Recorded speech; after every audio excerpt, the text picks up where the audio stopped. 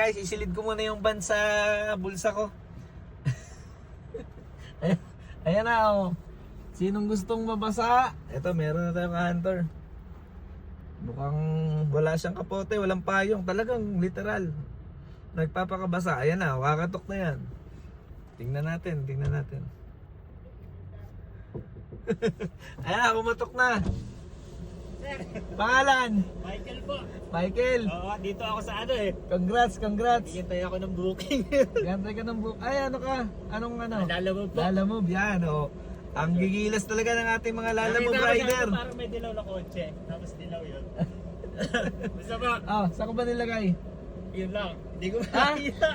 Hindi ko po nakita eh. Matagal ka na bang hunter? Alam mo na yung saan ko nilalagay pag nasa van ako. Saan ko nilalagay?